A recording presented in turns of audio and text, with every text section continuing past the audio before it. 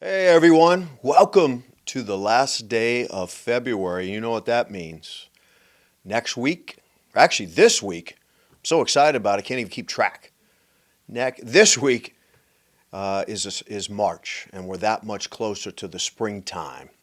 Life is indeed good. Welcome to the wake-up call of Dr. Jeff LaCure, private practice in Holliston, Massachusetts, author of several books, and again, officially, your wake-up call. And I got a lot of good feedback about the how social media, and in particular cell phones, are absolutely destroying our young people. And of course, as promised, I did go out with my fiance to several restaurants. By the way, I paid every time. Not saying anything, it is 2023. It's 2023.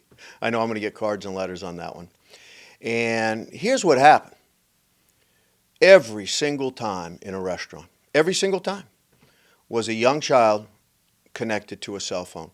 Yesterday, I was in a wonderful restaurant in Medway. Actually, I'm going to give them props because I like what they do. 45. Not a sponsor. Excellent restaurant, however. And I'm there with my fiance, my future son-in-law, and my youngest daughter.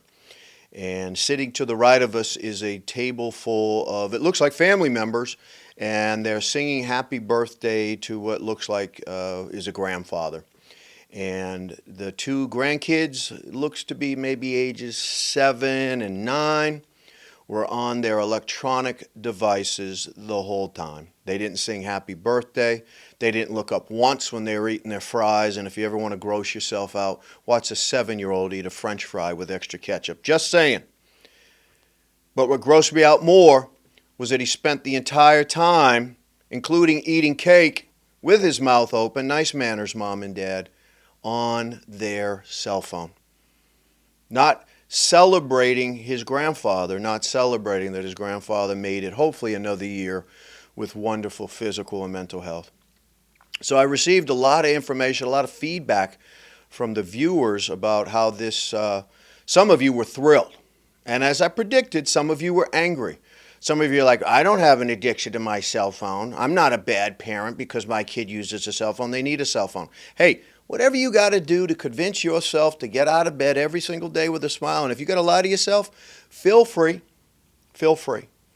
But then I got this email, and this email is what motivated me and inspired me to bring this to you today. And again, I hope it's your wake-up call, which is not only do I want to wake you up, but I also want to help you be able to relax, to be able to find your joy, to find your peace. And here's the question that I received, and I'll paraphrase it a little bit. Dr. Jeff, you mentioned in your last week's podcast a lot of things that are going wrong for young people, but do you have any specific solutions that we can do? And I really want to talk about those because as we talked about last week, adolescent depression, it's out of control. It is out of control. And again, I want to highlight that people who are in my field frequently now have a waiting list. Frequently, insurance companies are only covering a few sessions. Well, it takes a few sessions to develop a relationship, let alone try to make peace with depression, to try to make peace with anxiety. Here's some things that you could do right away, however, whether you're battling depression, whether you have a partner who's battling depression, whether you have a son or daughter who's battling depression. The very first thing I would suggest, and I'm gonna only tell you because I don't want it to get out publicly because it may put us out as mental health professionals. You may not need us. Exercise. And I'm going to tell you about a few studies. There are numerous studies now, reliable sources, reliable medical journals, that highlight, if not suggest, that a consistent exercise program is as effective, if not more effective, than antidepressant medication. So I'm going to repeat it. Exercise has been proven to be at least as effective, if not more effective, than any antidepressant medication. And guess what? You know what my next thought's going to be? There's no side effects. Well, I guess the side effect is you got big arms, a smaller waist, bigger thighs, muscular shoulders. Wow, those are really awful side effects. Put me into exercise detox right now because my arms got bigger and my heart felt stronger. Yeah, you hear my sarcasm. We do know, however, and I'm going to say it, and I'm in the field. I'm not anti-medication. I am anti-side effects. I am anti-big pharma. This is probably going to get taken off YouTube because I said I'm anti-big pharma, but I'm always going to be honest with you. And we over-medicate people. We over-medicate you because it's easy, it's fast, and at times it's effective. And I will say, as far as medication goes, there are moments when people's depression or anxiety is so debilitating, it's sort of like a car that has sat and sat and sat, and you try to start it up, and it won't turn over, and it won't turn over. And then your neighbor, probably named Phil, swings by and brings you the jumper cables, and you get a jump start. And it's just enough charge on your battery to get you to your local garage to get a new battery. That's what medication is intended for. It's to give you a jump start. It's supposed to give you enough energy so that you have motivation to get to the gym. Let me make you this promise. People who have a regular exercise program consistently report that depression or anxiety is not in their top 5 things they ever worry about. It is God's way of creating this wonderful, magnificent human temple from head to toe that knows how to heal itself and take care of itself. That if you exercise, your body thanks you. If you exercise, your brain releases more serotonin. If you exercise, gentlemen, your body produces more testosterone. Testosterone is our hormone that makes us feel great. It makes us feel strong. Makes us feel capable.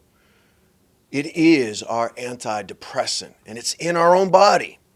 And you can unleash it, and you can unlock it with consistently good exercise. So to all my parents watching today, if you have a son or daughter who's at home battling anxiety or depression, you've got to push them into getting into a consistent exercise program. It doesn't have to be at a gym. It could be things they do at home.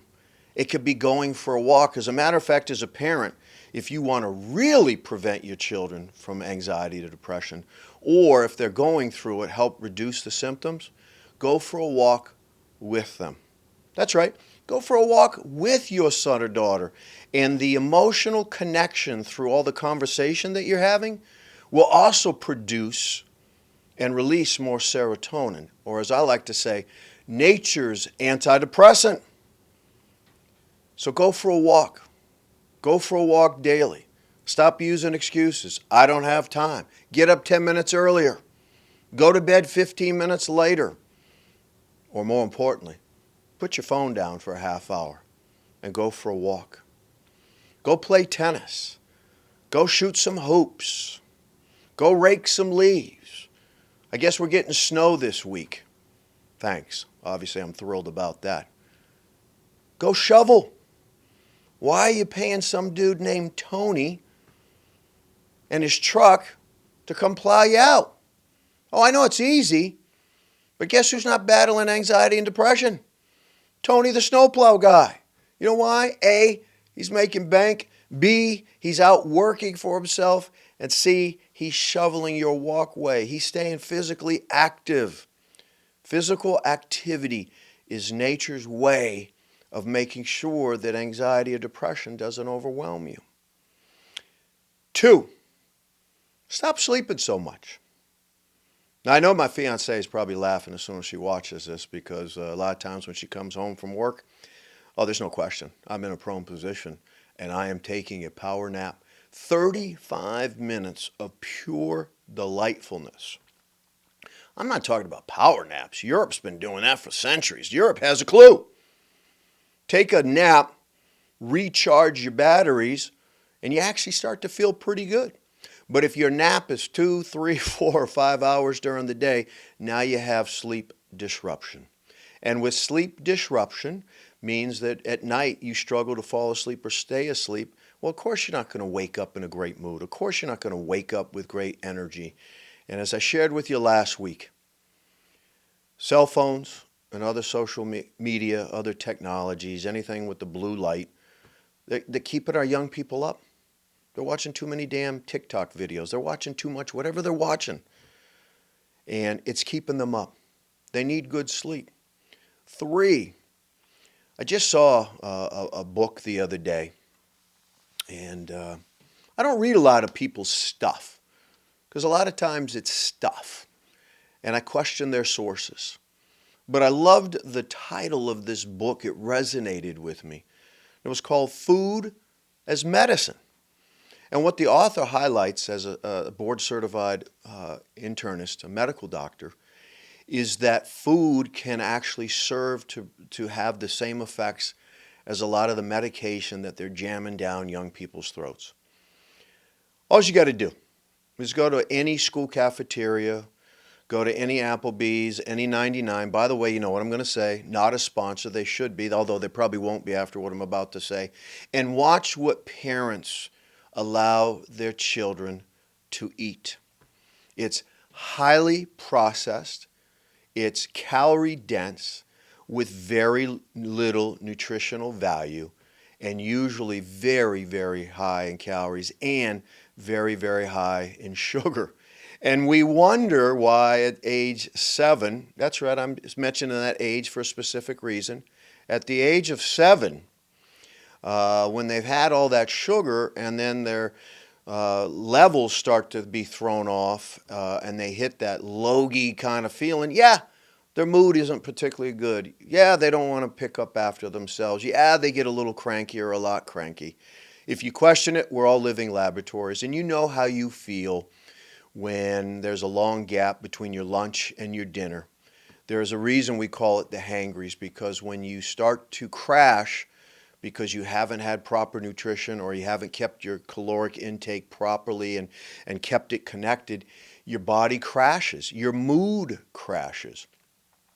I love the fact that Snickers, God love them, not a sponsor, has made a killing out of saying we're going to give you a calorie-dense, low-fiber, highly processed, high-sugar food as a way to prevent the hangries. So check out that book, Food as Medicine.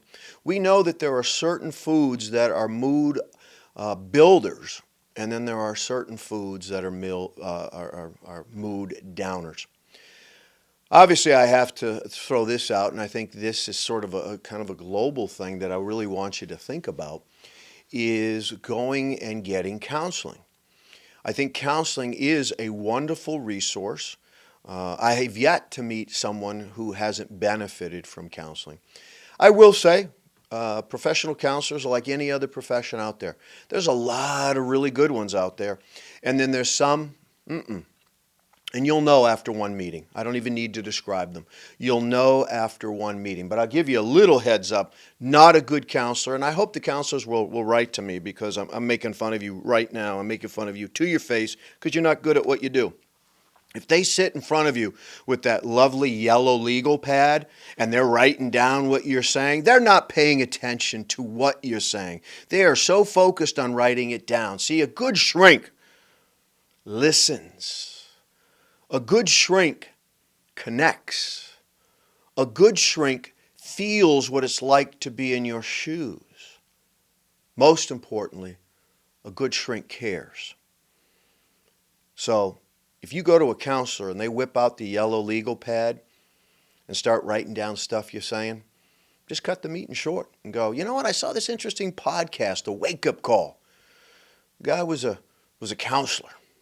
And he mentioned that people who write down stuff on yellow legal pads aren't good. You can give them my name. I'm happy to destroy their practice. But that's not why I'm putting this podcast out. I'm putting this podcast out today because I want to help you find good treatment. I will say this. They need to specialize in working with adolescents. And here's the X factor. They need to specialize in working with families, because here's the mistake most people in my field make. They meet with the kid, and they meet with the kid, and they meet with the kid, and they meet with the kid, and the parents are out in the waiting room, right? On their phone, of course.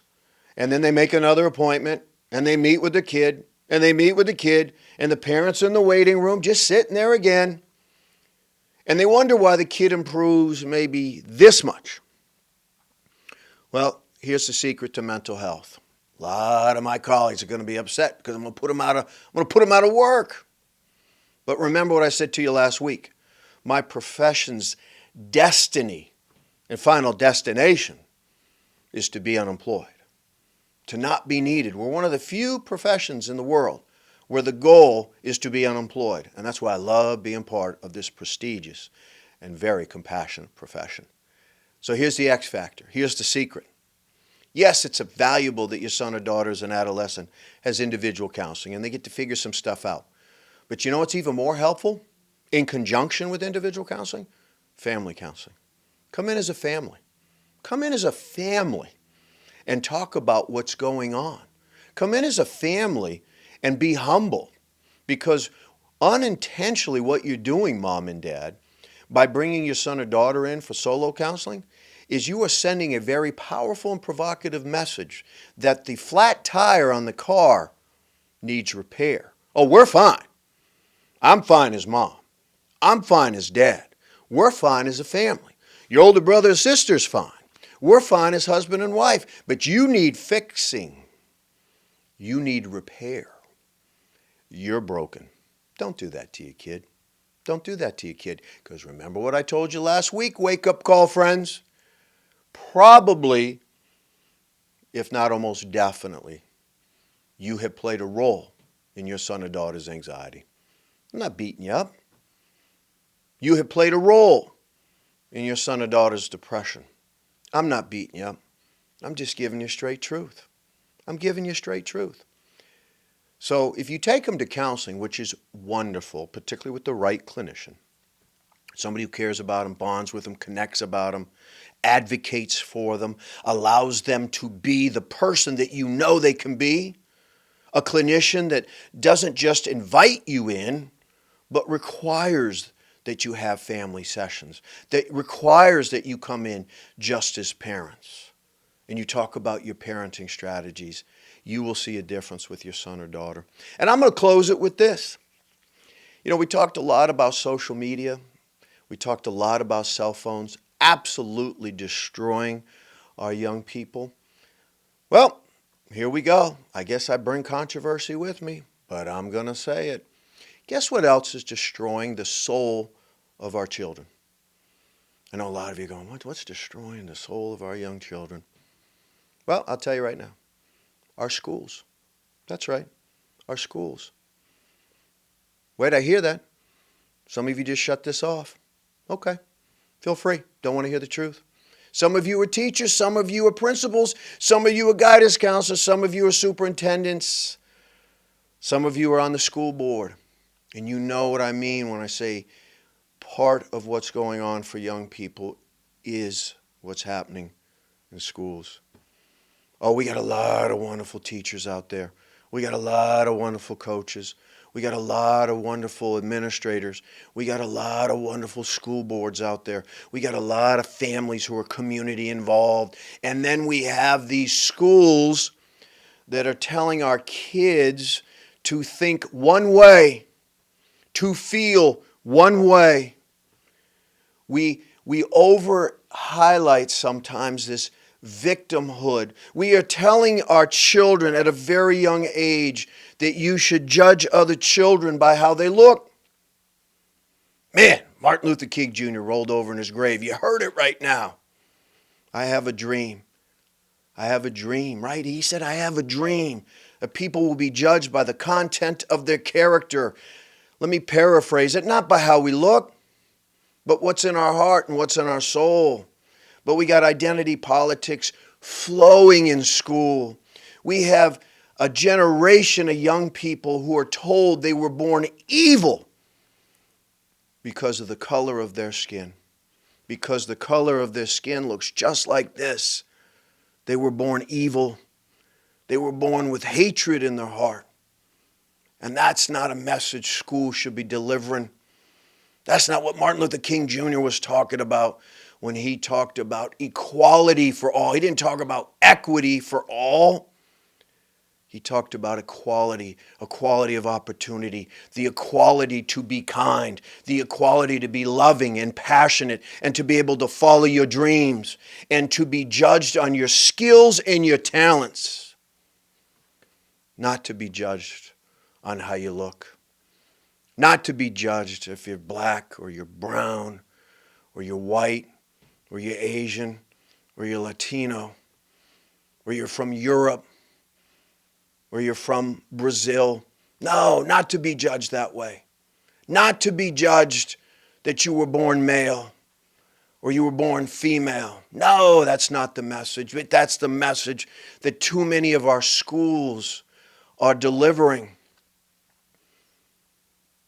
Too many young children are coming home with a curriculum that challenges them to feel bad about themselves.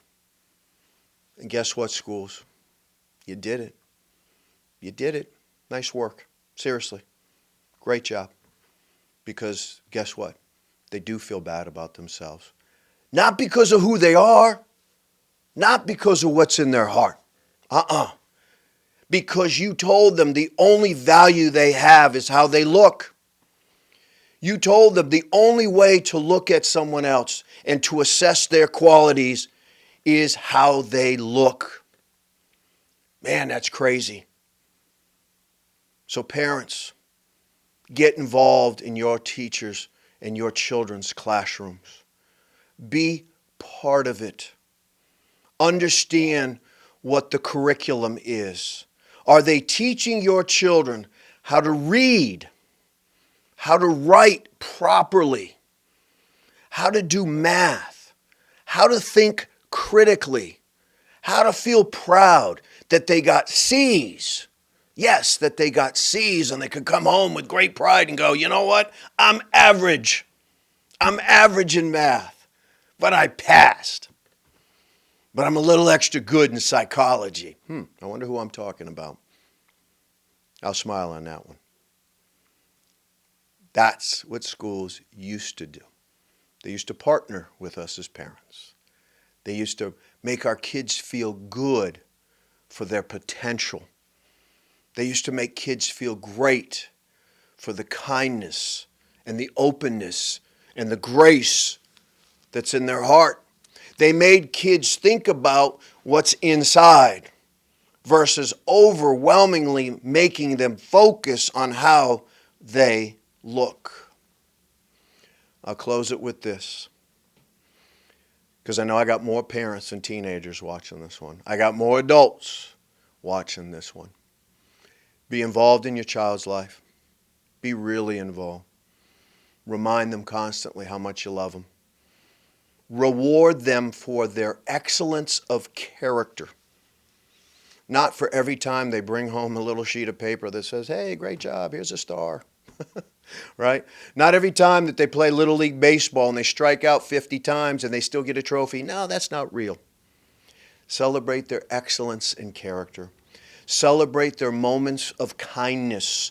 Celebrate when they are look blind and they just value a friend for who that friend is as a person. When they judge their friends on what they do versus how they do it.